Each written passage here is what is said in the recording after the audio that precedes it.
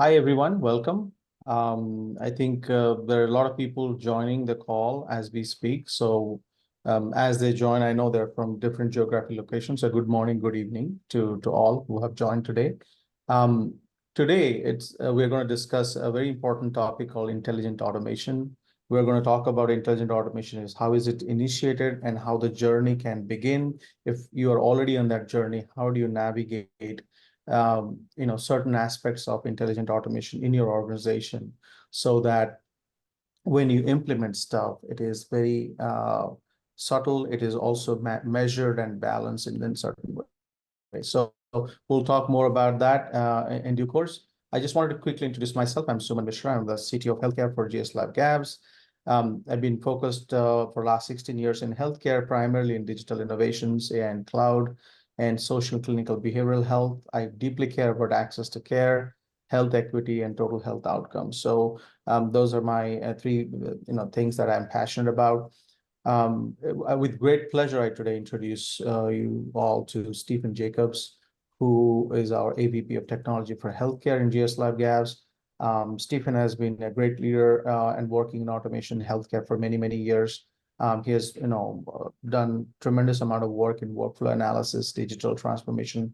Was there in Pega system for the last 17 years or so. So a strong industry leader today, and we have the privilege of him walking us through the journey of intelligent automation. So without further ado, Stephen, if you could guide us and walk us through during the course of this presentation or discussion, I should say, is I'll be asking some questions to make sure people understand certain questions that have been going in their mind, and then we'll walk through with some use cases and some more details around how these things pan out. So, Stephen, take us over through that process. Thank you so much, sir. All right, let's talk about a topic that is very close to my heart, intelligent automation. So as we go through this meeting today, what we're going to be discussing is to get a general understanding of what intelligent automation is, the components around it, and then the kinds of use cases that you can actually leverage in the healthcare space to make this work and to drive value, specifically talking about how you get started. What are the steps to getting on this journey and to finding the impact on revenue that we're going to be discussing as well. So a nice compact agenda, but we're full of information and content here today and looking forward to speaking with you about these subjects. Now, before we hop into it, one of the things that we wanted to do is we wanted to just get an understanding of where you're at on your automation journey. We've got a poll question that we're going to be sending up here now, and we just want to understand, have you started on your automation journey in any way, right? Today, we're going to be talking about business process automation or RPA, intelligent automation. Have you started working with intelligent automation or maybe some IT process automation, any form of automation? Have you started working in that area? And so we can see that we've got the poll up. We'll give that just a moment for everyone to go through and select an answer. Let's see I think it'll take probably 30 coming seconds, right? in. Yeah. And don't feel that, this is any kind of measurement on where you're at or how you're progressing through your business. This is really, we understand the audience and know how to, if you're far along your journey, that's great as well. If you haven't started your journey, we still welcome you here today. This is for you, and we want to go through and as questions happen. We'll give this just a few more seconds. Okay, yeah, and I think we can go ahead and end the poll now based on the results. Okay, and so as we can see here, most of the attendees today have started your journey. Close to 40% have not. So that's a good standard. That's about what we tend to see as we go through and we start working with clients and partners on intelligent automation and where they're at. So let's take those numbers and let's continue looking at the information today. So when we start looking at automation, there's a lot of terms that are in the industry. You hear automation, you hear unattended, you hear RPA, robotic process automation, you hear ITPA, end-to-end processing. There's a lot of terms that are being sent out, and sometimes they're hard to filter through to get to the actions that you actually want. And we know that what we're going to be looking at today is intelligent automation, which is a very specific form of automation and how we can leverage this. But just know as we go through this, you've probably heard some of these terms, and we're going to kind of filter through this to get to the point of where we're actually talking about intelligent automation. And one of the reasons why we wanted to show the poll from earlier is that this is becoming commonplace, right, in the industry, whereas technology is advancing and there are different trends and challenges that are happening. More leaders are turning to business process automation or to IT process automation to not only handle those challenges, but to do new things, right? Driving revenue. So it's being leveraged in new ways that we haven't even seen before. So this is technology that we're going to be using in the future and expanding on its usage. And looking at that, let's go ahead and talk a little bit about specifically, what is intelligent automation? So as we look at this, intelligent automation is really a combination of robotic process automation and then a lot of other tools that are based on artificial intelligence. So robotic process automation has been around a very long time. I've been in the industry over 18 years now, and this is something that I've been focused on, that I've been working with. And across that time, there's been changes, there's been evolution, but the backbone has always been RPA. So going through and making sure that you've got a good use case to take and to automate, finding the right tool to take and to drive that automation, and then making sure that you have the right partner to implement that. That's been the recipe for success with RPA for many, many, many years. Now, when you start looking at RPA and what it can do, handling the processes, handling the applications on a given desktop to go through and to drive those processes, RPA really kind of has, I won't call it a ceiling, but it has slight boundaries to take into work, to where you have to have a rules-based task. It has to be definitive, and it kind of binds it into what it can be used for. Now, when you start looking at the other tools at the bottom here, the other components, this is what makes up the intelligent automation portion of this, using artificial intelligence or machine learning to drive decisions or to drive data processing with those highly variable sets of information that it's difficult for RPA to get to alone. You can take and you can drive to a point of where you have a decision that's been made, and then use RPA to pick that up and then to take action on that decision that was made. Also, using things like natural language processing or optical character recognition to go through and do all the document processing that's required nowadays. This is a large use case that's used across industries with RPA and intelligent automation to take and to handle all those PDFs that are coming through, to make sure that we can transform those into readable data, and then to process that information and then make sure that we distribute it across the applications that are required. Likewise, analytics has become a big player. You're seeing a lot of RPA vendors actually building in process mining and task mining directly into their products, so we can get that view into the processes, how they're working, are there bottlenecks, but just really getting a whole view and understanding of the processes and what they're about. And then, a few other pieces here, but the last touch point that I wanted to make is, business process management has been a huge benefit to RPA as well, making sure that you've got that flow, case management. Oftentimes, it really gives you the ability to go end to end on your processing across departments, across the different lines of business inside of a given enterprise.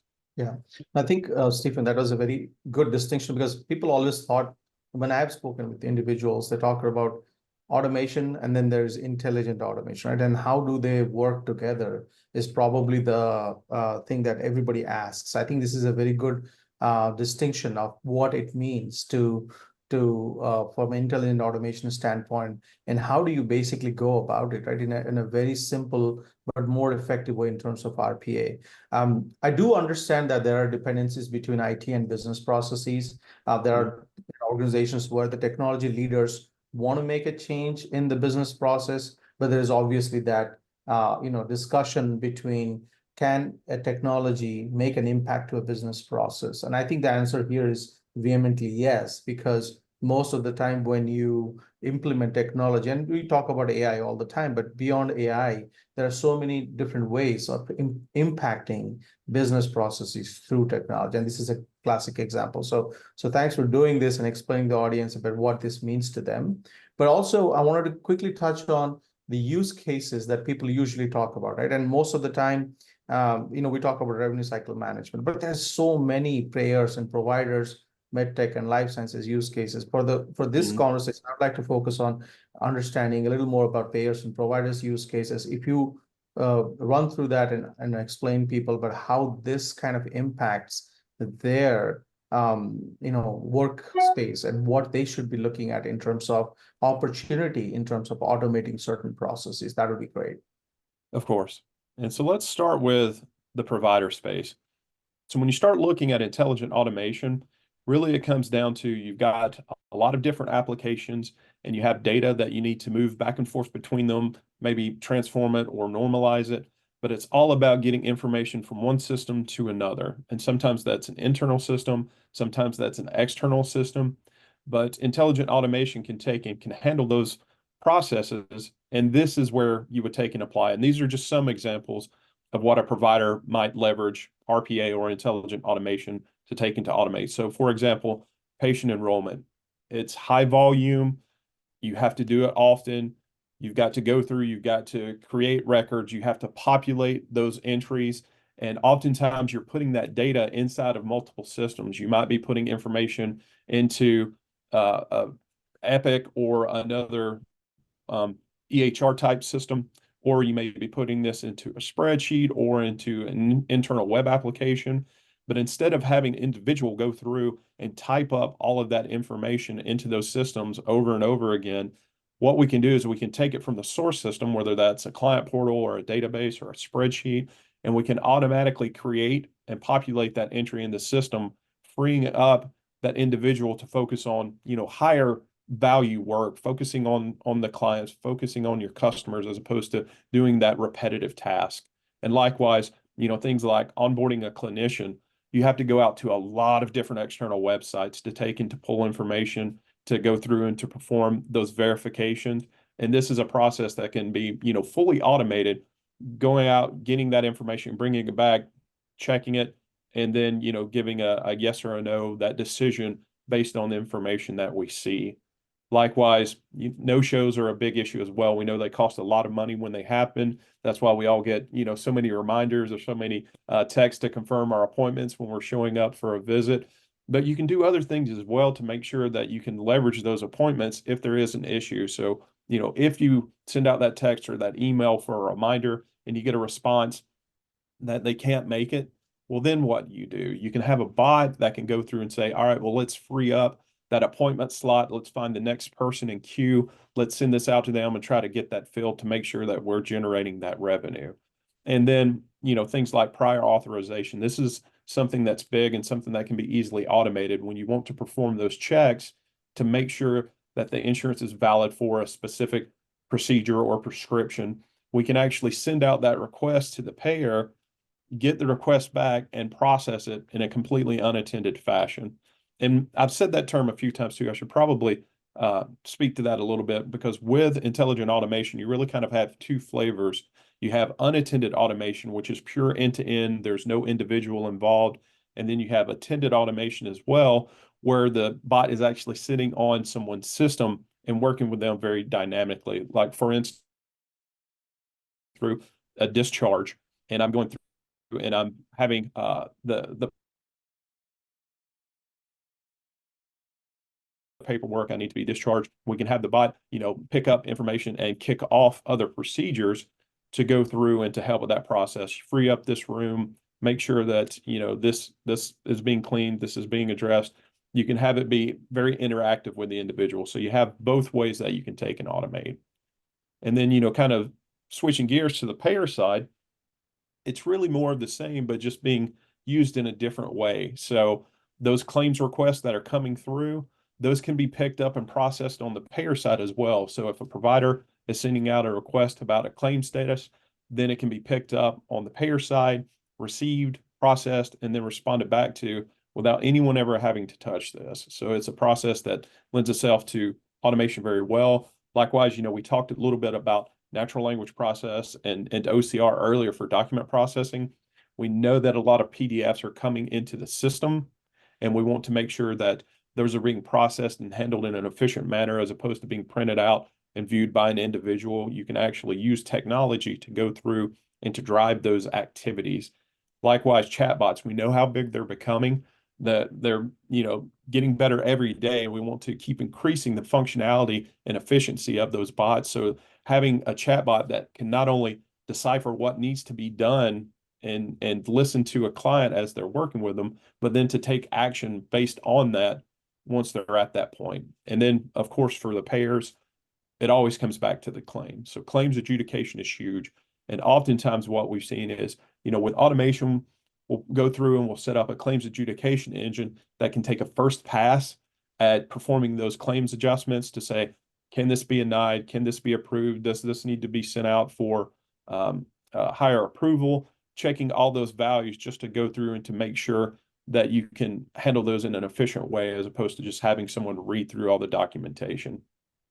So that's the list of sample use cases. And this is, again, just a small portion of the kinds of things that you can use automation for. Really, anytime you have more than one application and you have data going between them that has to be moved or transformed, you can take and you can use a bot to perform that work. Yeah, and I think, Stephen, this is interesting, right? Because most of the use cases that you have highlighted in providers and payers are generally applicable and sometimes very prevalent in terms of the awareness that people have about them. Like if you go to a payer setting or a provider setting, in my experience, what I've seen is people do claim status requests, people do claims denial processing, right? And day in, day out, right? So this is part of their process. But what do you think? And I'll ask you a few questions just to pick your brain is, what do you think is the awareness among individuals and an organizational level in terms of what could be automated in by looking at these use cases? Because like I said, these are all part of the processes that are established many, many years ago. People do it day in, day out. What do you think about people knowing, say, hey, I could automate this piece or this portion of this activity or work stream that can yield to a certain amount of benefit to the organization, even the organization looking out, top-down view and saying, yeah, these are the things that we should be doing. What do you think about the awareness? Talk to us about it. It's certainly an interesting question, and I appreciate you bringing it up because oftentimes I think that people just assume that anything can be automated. And that, if you have a process, you can use automation and you can take and you can fix that process. And while you can, anytime, like I said, anytime you have multiple applications in that data, you can use an automation to fix that process.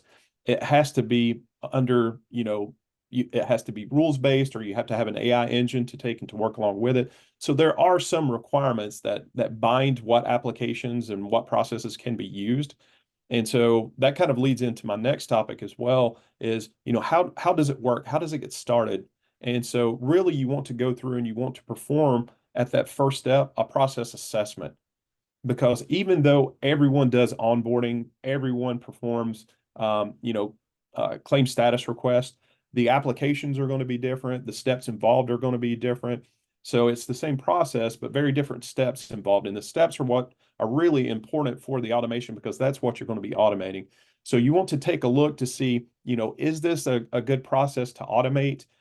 Looking at, here, not just the candidate process, but, is there value here? So in looking ahead, you want to make sure that you have low complexity. So as you look through a process, even though you might be able to leverage automation, maybe you shouldn't all the time, right? You want to make sure that you have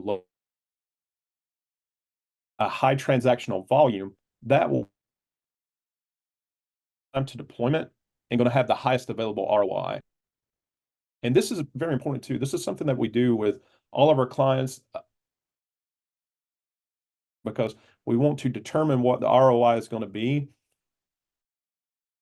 to that. We don't want to be surprised at the end by saying, hey, we implemented these 3 or 4 and there was no ROI involved. because, oftentimes, which is great, you certainly want to do that. You want to start small, you want to incrementally work your way up, but that doesn't mean taking a process that, only one person does once a month. That's very low risk, but there's also no value involved in that, because if you have one person performing a task over, let's say, a day, then that is going to be a very small amount of work that we can automate. So being able to reallocate that resource to do other high value tasks isn't going to be very easy. Whereas if you have a process that someone is doing 90% of their day, if you automate that, that's going to free them up to do a lot more high value work. And especially if that is, horizontally stretched across a larger group. So, if you've got a process that has high transactional volume, if you've got 5 individuals doing that, that's a good start. If you have 10 individuals performing that process, then you're doubling your savings there. So, working with the business to go through and to find these pain points, because the business is always going to know where they're at, right? They're working on it day in, day out. They know where the pain points are and can help you point that lens towards those particular processes. Then you can say, all right, well, now that we've seen what the processes are and we know where the pain points are, let's see which actually lend themselves to automation. So, kind of going back to the question there, Suman, is, are people aware of what they can automate and what they can't? I think they're aware that automation is there and automation is available, but oftentimes they need help actually drilling down into specifically how to leverage this, at least at the Yeah. start. No, I think that's great, right? I think I have not heard this too many times from different individuals or organizations that they know exactly how to categorize certain use cases or certain business processes to make sure that that is kind of in an optimized fashion to be automated, right? So just identification of use case, to your previous point, that first find a use case. To identification piece is the critical piece that I think you're trying to highlight here. And there are obviously certain characteristics, but when the experts come in, they exactly know which ones can be just done in a quick succession, or it'll take months. So do not touch green side, not on the red side. So very interesting. And I think a lot of people would benefit from going to previous organization where we had a big team and it's a large organization. So we're kind of going into making an impact in different areas. Certain areas were not under the purview of IT or technology. Certain, for example, opening a support ticket and closing a support ticket. If there's a lot of transactions, if you open 300 tickets, that is a prime candidate. But are you looking at all the steps involved and certain sequence that that machine can take over is probably where the challenge lies. So just wanted to highlight that because technology implementation sometimes we are having has strong business impact. Starting with a measurable ROI, like your previous slide you showed, you start with a predefined outcome and you get to that outcome in certain quick POC or POT, emphasizing that the POC and POT is needed before you scale up and out. I think that is, to me personally, I have seen that people appreciate it a lot because they don't want to spend like $1 million and wait for the outcomes to be realized. Rather do a quick couple of pilots and test it out, test your environment, test your people, test your culture, scale out once you have gotten all the measurable outcomes defined and realized, then you scale up and out in 4, 5, and 6 step. I would say that would be my take on how you have done this in the past. And I think that is something I would advise the audience to also take away is start with small, start doing a pilot, and then scale out once you realize your outcomes are met and culturally and organizationally you're ready to take the next jump. The point is, if you look into your the next you've defined an ROI, right? What happens next? Like, how do you what are the things that you do in a proof of concept? What are the things you focus on in a proof of concept that makes it very unique? Why should somebody talk to you and then understand what do you bring in a proof of concept? So open that up a little bit for us. Absolutely, absolutely. And I'll talk to the proof of concept in just a second, but I do want to talk about the technology assessment as well. So right before you get to the proof of concept, you really need to define, what software are you going to use to build out that proof of concept or that pilot. So as we start going through this, you can see here, we've got a lot of partnerships with different RPA vendors, or at least expertise in a lot of the tools that are available here. And there are a lot that are in the field. When I started with OpenSpan before we were acquired by Pega back in 06, we were mainly the only player in the space. And then, 10 years later, it really started ramping up. You started seeing a lot of vendors coming through and taking a shot at least unattended automation to be a player in that field, because we know that this technology is booming, that it's going across the board, that it's being leveraged and leveraged in many different ways now. And so as you go through this, you're going to see that there's a lot of different softwares that you can use. So we want to make sure that you're picking the best software for the use case and for your business. So this is something that we'll do before the proof of concept to make sure we can go through and look at, for instance, UiPath. What is it that the technology provides? Do they have the collaboration tools? Do they have the document processing that's required? Do they have both attended and unattended functionality? And what is the level of both of those? Because, most of these software companies boast the ability to do both attended and unattended, but they definitely have stronger features in certain areas. Likewise, how much of this functionality is built directly into the product? How much is being leveraged by third parties? Is it that one of these companies has built-in document processing for OCR and NLP, or are they leveraging partnerships with Abby or other technologies to take and to bring that in? So as you start looking at that, these could be components and features that are very important for you and for your business. So we can always go through and see what's there and what's available. And then, of course, at the end of the day, cost, right? That's always important. We need to know what this is going to take to get that POC or that pilot off the ground. And then, future state, what would it look like in production? What would be the footprint on the annual subscription that you'd be signing up for if you work with one of these particular vendors? But we can go through, we can help you get to that. And then that will lead us into the proof of concept. Oh, and also we can, of course, do pilots or any other kind of proving style of project that you want. But oftentimes what we've seen and what I've been doing for many, many years is using a proof of concept to be very fast and very agile in the process. So we want to be as lean as possible when we're doing this. Oftentimes, a pilot could take 4 to 8 weeks, whereas with a proof of concept with intelligent automation, they generally span 2 to 3 days. And this is only going to leverage one of your subject matter experts for probably a few hours, a little bit of upfront work to define the process and the applications that we're going to be working with, and then just have them available during the proof of concept. But you can see it's very tight, it's very compact.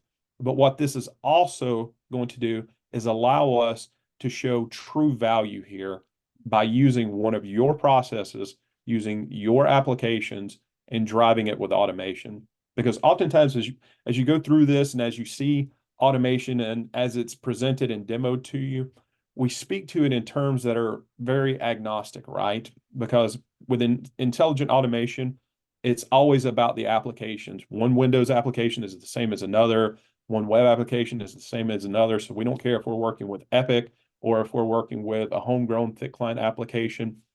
We always talk to it in terms that are very agnostic. And so that's great because it lends itself to be able to work with anything, but oftentimes it can be difficult to see the value and see how it actually works for you. But with these small proof of concepts, you can see how it's directly applicable in your environments with your applications. And then also, as we're driving to these outcomes to be able to show this value, to be able to show your actual automations in place, this isn't throwaway code either. So this is something that you will build. You can use your production project. One of the things that we won't talk about or intelligent automation is being very modular in how you build. This makes sure that, one, you can be agile, you can build in increments, you're very flexible to change in the future, whether it's an application change or a process change. But starting at the very basics in your proof of concepts by building in that modular way will allow you to expand this project, to grow this project, and to really set you up for success as you go through and you build moving forward in production. So, Stephen, on this one, right? I think as you build out bots and create POCs, you talked about reusability, right? Mhm. Let's say I am working with you and we build a couple of POCs with a couple of bots. What you're Mhm. saying is those bots can be reused for other use cases as well, and they're not just Correct. throwaway work. Like once you built it and you spend a certain amount of money, you realize without losing it and Correct. restarting all over. So, for example, if I built an onboarding bot using Epic and a third-party website, so I've done the work to be able to capture all the components from Epic and from the website, building out the automations to drive all the logic inside of there. And then you could come back and say, hey, Stephen, I've got this other process that I'm going to be using Epic. Why don't you give me that portion of your source controlled, centrally located, but I can give you already built out inside of my project that you can directly leverage. We'll have to go back through and recreate all that work to go back and define. And some automations you can take and re-leverage, but all of that will be reusable. Okay. And which is, I think, important for the audience to know is when you look into different technologies, right? To Mhm. figure out which tool is right for you. Like every tool gives you certain aspects of certain features out of the box, and then certain features you got to build or code. And there are certain environments, like let's say you have a Windows environment versus a Linux environment, and there are those nuances as well. So I think Mhm. I wanted to highlight and maybe make it more stressing on certain points about making sure it is compatible, right? Making sure the features are kind of cost effective for the organization who's working Mhm. on this. Some may have a higher budget or bigger budget. There are certain tools that are obviously more appealing that way because they make it more easier for the users to build certain things. Ease of use, like I just said, it could be Mhm. use of building certain things and making it available to your technology users as well. And then the last one is the speed, right, at which you can build certain solution is also a factor, right? I guess those are one of the very few but more important key points before you get into the solution alternate analysis, as you were pointing out. Is that fair enough to say? It is, and I think there are a lot of great points, right? So when you start looking at a technology that you're going to leverage, one, you want it to be user friendly. You certainly Yeah. want to be able to make sure that the development of the automations is easy. It's functional. You don't want to have to go climbing around different menus or different user interfaces to find a button you need to click to add this piece of functionality. You want to make sure that it's easy to use. And to be fair, most vendors have really been focusing on that over the last 5 years. It's been a competitive point. It's a differentiating point. They've really been trying to drive to that. So making sure that you have that is important. But then also, you were talking about both unattended automations performing that end-to-end process, but I've also got some automations in my contact center that I'm going to be, building out, and that's going to have to be attended automation. It's going to have to be very dynamic with the individual, and so that functionality is very important to me. And so one vendor may have, really strong capabilities in both attended and unattended, but maybe a slightly higher price tag. And so that might be what you need versus a company that is doing purely unattended work may say, well, I don't need attended, and this other provider has a cheaper price tag. And even though they don't have good attended automation, I'm not going to be leveraging that anyway. So depending on the functionality that you want to use, we can certainly go through and keep performing that analysis, but on a cost basis as well. Perfect. Okay, so then I think the last thing I wanted to talk about is organizational readiness and how organizations can evolve into adopting automation in general. But also, before I get to that, I want to talk about some key implementations that you might have done Mhm. in different organizations. If you could highlight some of those numbers, some challenges you might have faced, how kind of you've grown into certain you basically grown in an organization to a certain point where you have made certain impact. If you could highlight some of that, that'll be great. Absolutely. Absolutely. So let's take a look at one of the implementations that we've built out. This was for, one of New York's largest behavioral health centers. And so when you start looking at this is very typical of what we see in the automation world. So the challenge was that they had staff where they had to enter in customer patient information into multiple systems. They had an EHR, and they also had a SPAR system that they were pushing into, and they were doing this for 12 different processes. So each time, name, address, phone number, social, all those details had to be entered into multiple systems. So not only is that a tedious process, no one wants to go through that, right?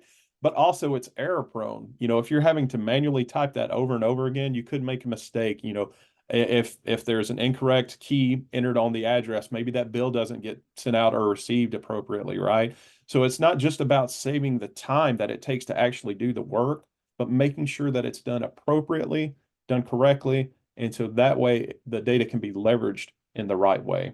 And so what we did here is we went through and we were able to extract all of the information from the electronic health records and push it directly over into the system in an automated fashion.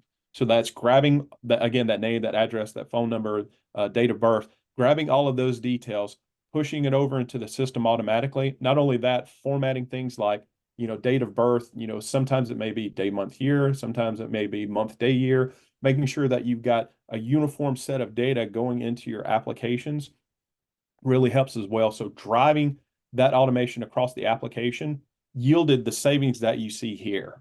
And so when we start looking at this, we've talked about intelligent automation, what it can do, how it can help you in your process, but what does it mean?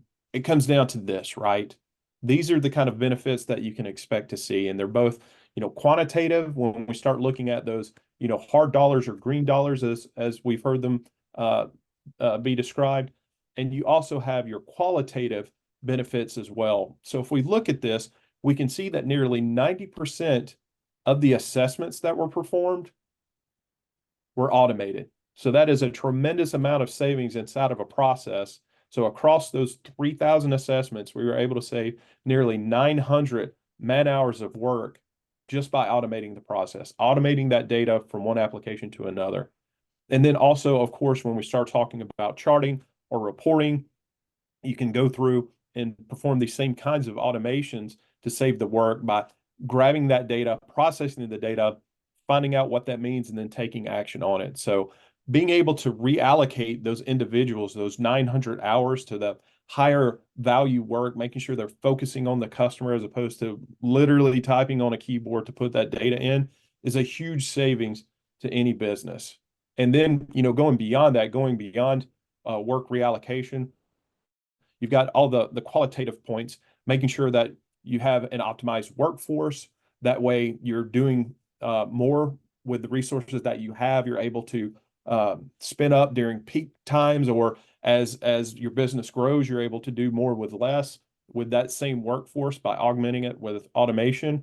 And then, of course, making sure that customer satisfaction is going up, that also employee satisfaction is going up. So improved staff experience. This is really big, specifically in healthcare, because we know that employee retention has become a problem over the last few years. And, obtaining talent and retaining talent are two key issues that are facing that industry right now. So we want to make sure that once we get these employees onboarded, once we get them trained, once we have them working, we want to make sure they're happy. We want to keep them, and we want to make sure that they're working at, optimal performance here. And so then it really lends itself to both these kinds of benefits. Yeah, and I think I like the green dollar and yellow dollar analogy where you kind of, get some hard savings, which everybody loves. But I think where people talk less about is the yellow dollars, where I think you are optimizing your workforce, like you said, but making it more efficient so that you're kind of implementing the cutting edge technology, but also making sure that you're saving those hours and reallocating the workforce to do a better job, like you just said. So I think that is critical for any organization. Everybody wants that, but I think this is a method to the madness, I guess. Absolutely. Okay. And so, sir, that was the content that we had. So looking back at what we've discussed today, we've talked about intelligent automation. We've talked about, the fact that it's robotic process automation, but really being extended beyond that with machine learning, with natural language processing, with BPM engines, taking those other AI technologies to increase the footprint of RPA to really drive automation across your full enterprise. Looking at, some of the healthcare use cases that we've talked about, whether it's, patient onboarding for a provider or claims adjudication for a payer. There's a lot of ways that you can take and apply automation inside of your business. And we gave you a framework, a base to take and to look at just to get you thinking about how you could use this and leverage it. But of course, we want to, work with you and your business leaders to take and to find those different areas or what's currently important to you to take and to build out the right automations. And then, looking at the strategy that we just talked about, starting off simply, efficiently, choosing the right process based on low complexity, high transaction, or at least having some impact to the business. While we've got a few minutes, I also want to say, we keep talking about ROI and savings. Oftentimes when we're looking at, saving the hours and saving those direct dollars, that's the easiest way to ROI. But healthcare is a heavily regulated industry, right? That has fines and penalties involved. So it may be that there's a process that you want to work on that has a smaller group of individuals performing that. So the transaction volume isn't that high, but avoiding those penalties or avoiding those fines is very big as well. So there are certainly times where compliance can be a driving force for automation as well. But going back to starting your intelligent automation journey, make sure that you've got the right use case, selecting the right technology based on a lot of factors, and then getting to that POC, that quick, fast, impactful POC to prove out the technology and then to drive that into production is going to help you realize fast, predictable return on your investment. And that's what we want. We want to get these projects out into production as fast as possible with the highest amount of return, whether that's green dollars, whether that's the yellow dollars, the qualitative savings. But that will take and ensure that you're on the right path for success. And then if we can leave you with a few things, I think I've kind of beat this point as we've been going through this, but make sure to work with your business leaders to find those use cases. They know the processes, they know the pain points, they hear the disgruntled employees and hearing about the processes and reports that they have to run. Look to your leaders and bring them in, make sure they're involved throughout the process. And this will give you the best jump start to finding those processes that you need to automate. And then, of course, making sure that you do this incrementally. There's no reason to boil the ocean. Start building out small, work your way up, build in phases. That way, instead of building an 8-month project, build out a project that you release every 2 weeks or every month. That way you're already getting a return on your investment by that 8-month mark. Plus, they're flexible, they're easier to change and easier to adapt. And then, one of the things that we've been talking about as well, and we've talked about culture and we've talked about adoption a little bit, is make sure that you have this adoption going at all levels of the enterprise. You want to make sure that, the C-suite or the VPs that are going to be making these decisions that are driving vision inside of your company are aligned with automation and what you're trying to do. And then going beyond that, making sure that the business and IT are involved. The business wants to make sure that they're getting their processes built. IT wants to make sure that they're still managing the bots and the virtual machines that run them in the most efficient way and making sure that delivery of the bots and rollout to production is smooth as possible. And then, of course, making sure that your workforce is involved with this too. You don't want to come up and blindside your workforce and saying, hey, we've just released this new automation and this is how it's going to work. You're thinking so that they're involved and they know that, hey, this isn't, the end of my job. This isn't me being replaced. This is just additional work that bot can't do. Actually make me more valuable in the end. But if you have that adoption and that buy-in at all levels, it's really going to drive the process and the project out into your enterprise a lot more effectively.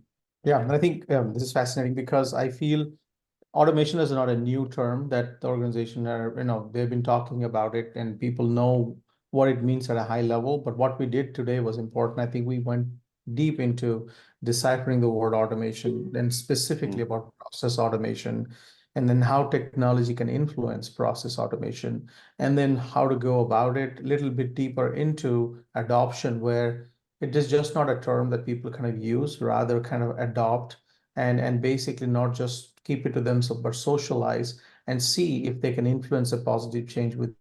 I guess now we will just open up for questions. We have like, I think 13 minutes, which should be plenty. There's some information about us. You could reach out to any of us. We'll be happy to take questions offline as well, connect on LinkedIn. We're also going to be at Vive and HIMSS. So that's something that we would love for you to stop by our booth to learn more. We have some interesting demos that you would love to see, and then participate in that conversation and take the positive change and energy back to your organizations. With that, I'll open up for questions. So Manisha, do we have any questions lined up from our users?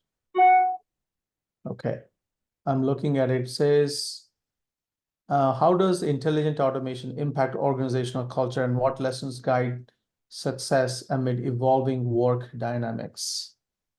Do you want to answer Yes. that? Do you want to take first stab at this, being Okay. a digital leader from the past, Sure. and talk a little bit about your experience, and maybe I'll add a little bit of color to it? Sure. No, I think this is near and dear to me. And what I had done in my past life is gone through this entire transformation of an organization, including multiple departments within an organization, to adopt automation, right? And every time you hear a business leader and a technology leader talking, the conversation usually is about introducing a new technology. And the business leaders are usually thinking that something is being done to them or to their department.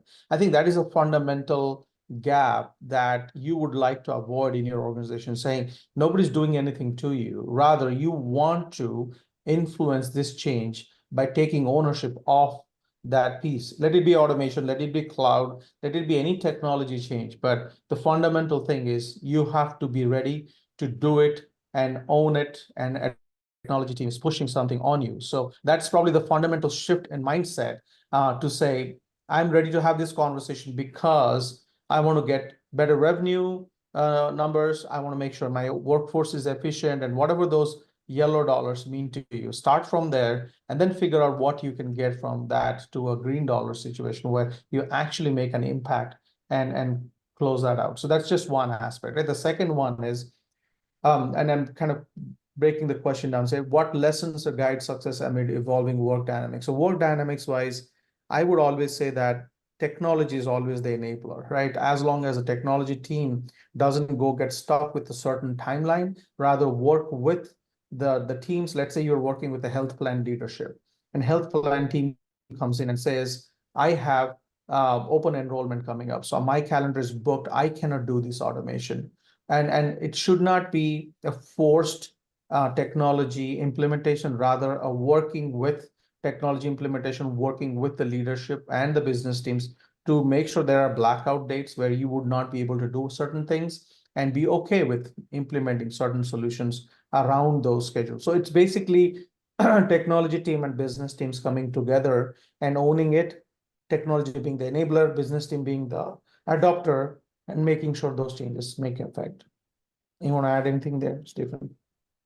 I think you covered that well, sir. I think Okay. that was good. That kind of rolls into the next question that got brought up. How do organizations justify intelligent automation investments, and what strategies ensure a compelling business case for adoption?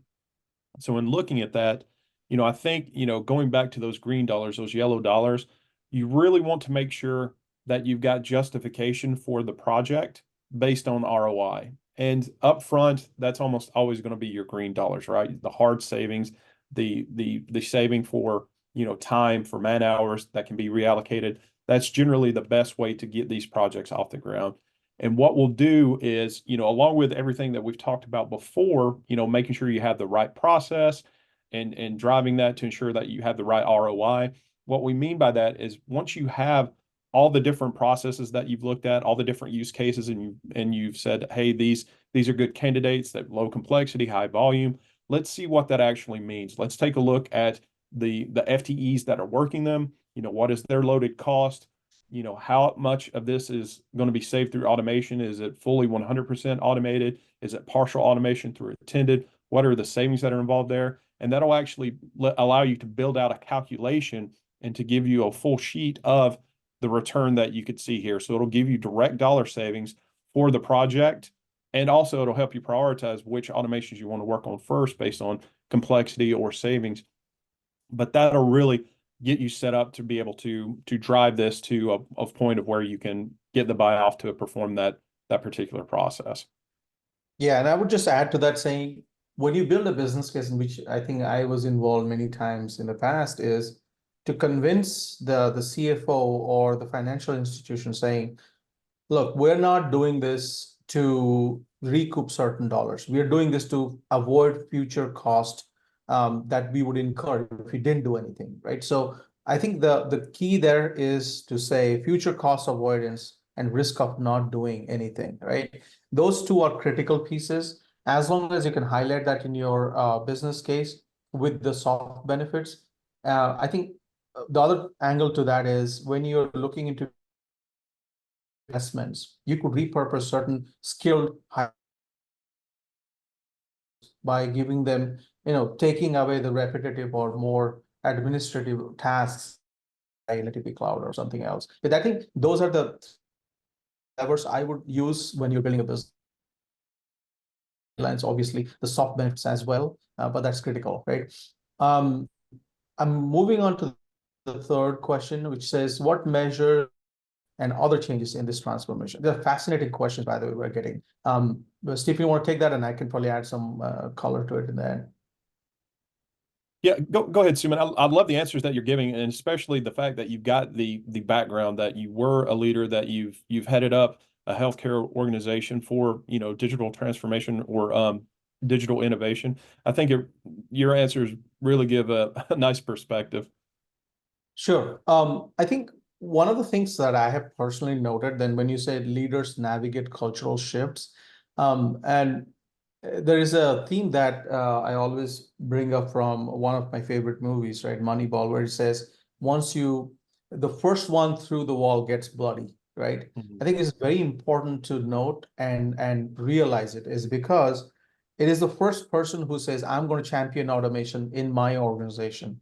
You will see all kinds of resistance. And it's not only for healthcare, everywhere, right? Because human beings are always not susceptible to change. And when you introduce change, the champion has to be a change agent and also gets bloody through the path. But once you open that door and once you show the light of the day saying, this is what we have done and this is what you could do in your departments or your organizations, everybody kind of joined the bandwagon. That's what happened when we started in my previous organization. We started with the technology team owning it because it's a technology implementation. We started very small. This is where, Stephen, your point about going through the pilots and showing them the value, and not just one pilot, like 6 pilots or 5 pilots, and then showing them in different areas how the savings are.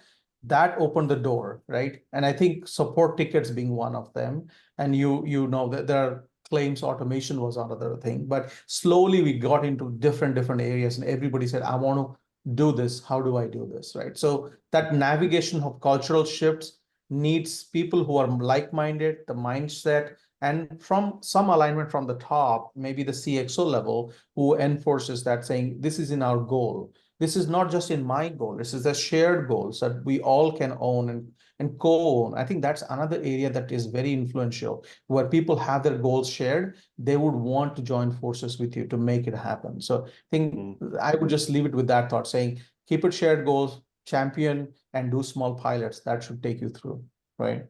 I know we're running out of time. I'll just take this one question. It says, can I fully automate any process end to end? And this is probably a better question for you, Stephen. So let's see what we have for them.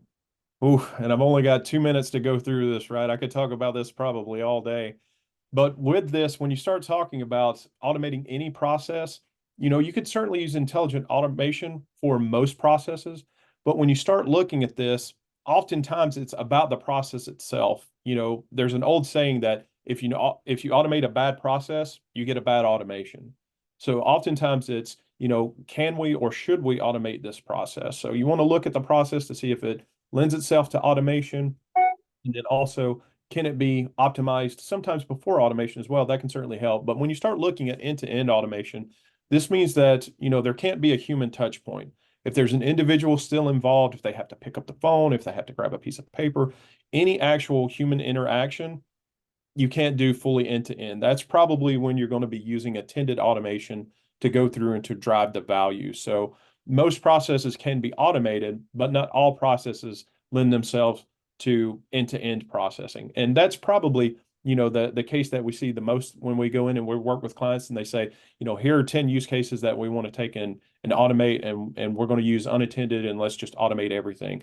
And then as you start going through the process, the second step is, so-and-so does this, like a manual process that still has to be a part of that, maybe a human decision that has to be part of that.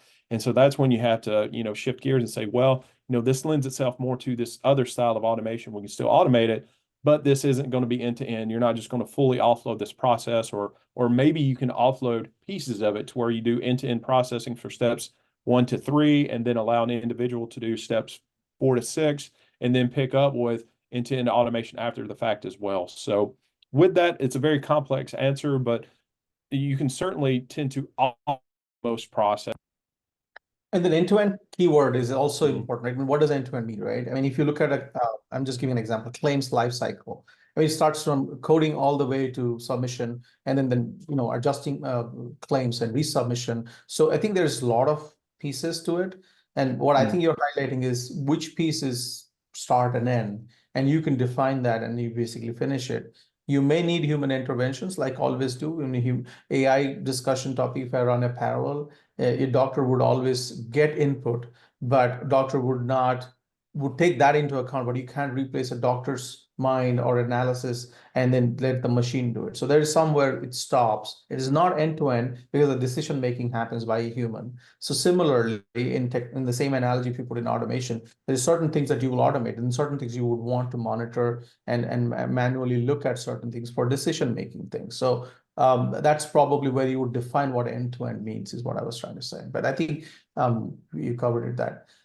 So I know we're at time. We have at least 3 or 4 more questions in the pipeline, but what we'll do is we'll answer it offline, and you know where to find us, and do stop by our booth if you want to know more in-person interactions, demos and stuff. We'll be at Vive and HIMSS as well. With that, thank you so much, Stephen, for excellent presentation, and the team who's standing by, and the audience who's been sticking with us for some time now. Excellent. Thank you so much. Thanks for the time today. Take care. Bye.